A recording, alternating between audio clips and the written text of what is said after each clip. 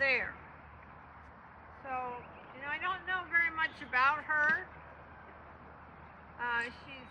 She's emotional and reactive. So,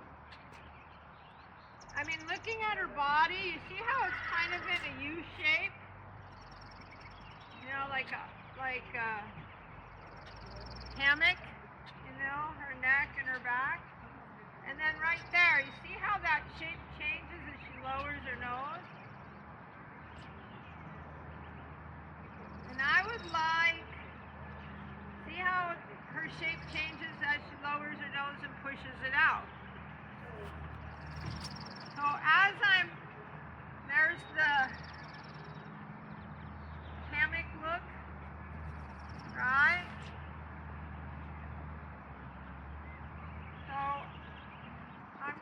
I'm just watching her and observing her. She's feeding now over here and walks off.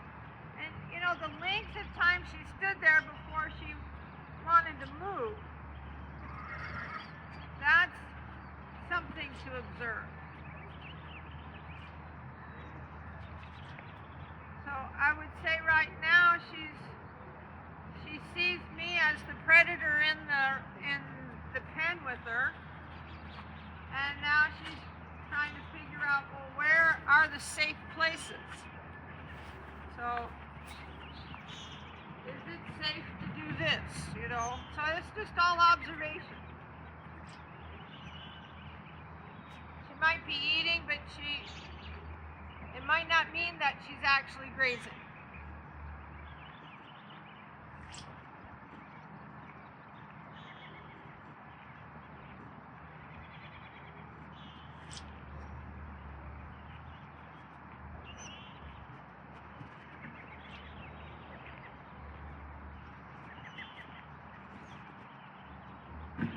She tips her head a little bit away and looks at me out her left eye, and then she tips her head back to the right and looks at me out of the right eye.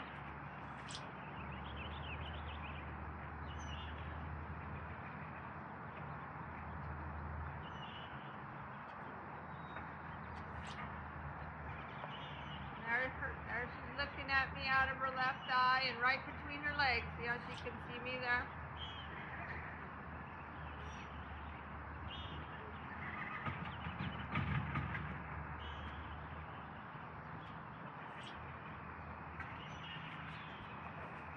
So I'm going to put a little pressure out here and then watch and see what she does with that.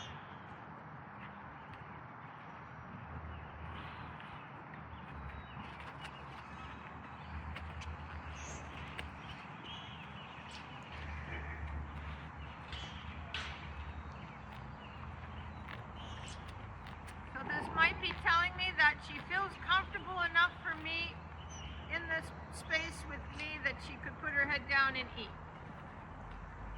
So that would be a good thing. Because I'm gonna slowly kind of mess with that attitude right there, that she's safe in here with me, but I just kind of blew that up, right? Now she's like, well, I don't know if it's safe. And there's a stop.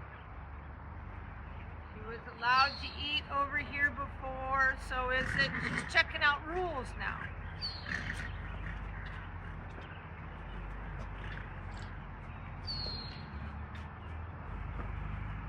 There's the hammock look.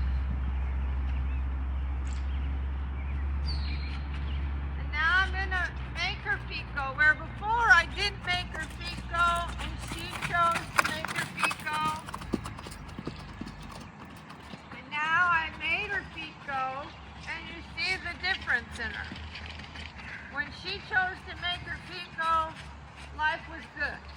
When I said move your feet, the hammock showed up right away.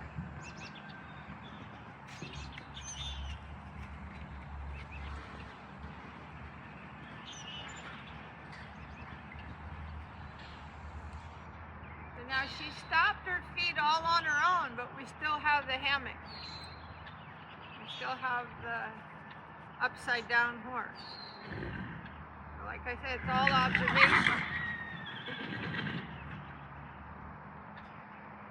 Now, if I make her feet go again,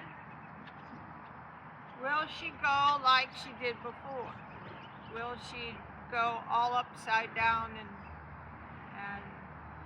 kind of in a flight type of movement?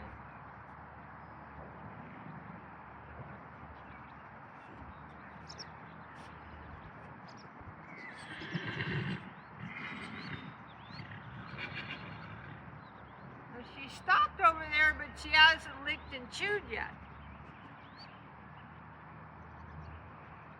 There she's picking up the scent of probably Bob or something over that way.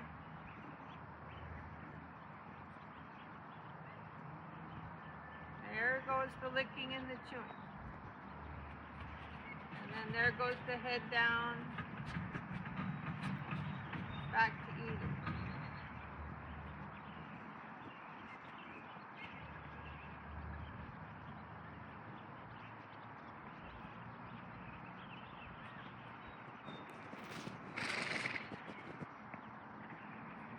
So I'm going to observe the length of time. I'm going to try to take notice of the length of time when she stopped herself, when she licked and chewed, and then she licked and chewed, and she thought it'd be okay to go back to that place where she was eating before. I think she's checking out a rule. Is she allowed to eat with me? We had a little bit of a discussion about that the other day. It wasn't that she wasn't allowed to eat, but maybe she should ask to eat when we're in a work situation.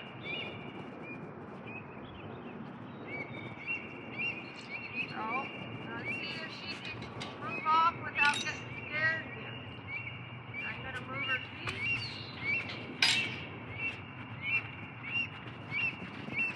And that looks better than the last time.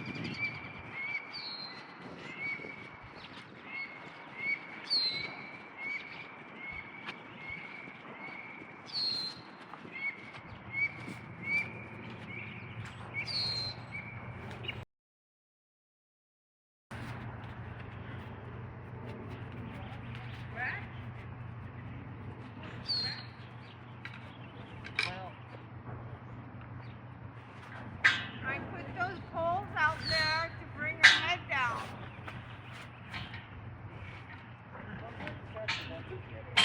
So they're not, they might look like they have a distance between them, but I didn't put them out there in any real measured distance. I put them out there as kind of interrupt, so that she'd have to think about, where she places her feet.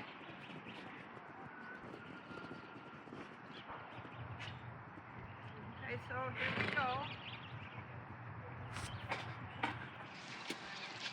So she didn't trot off. That's good.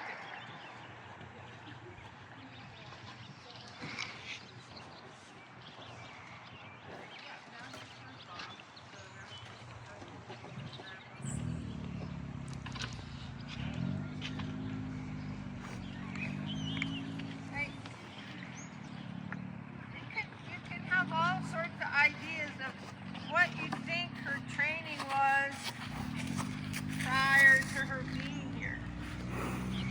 There, she's curious. Curiosity is a good thing to have.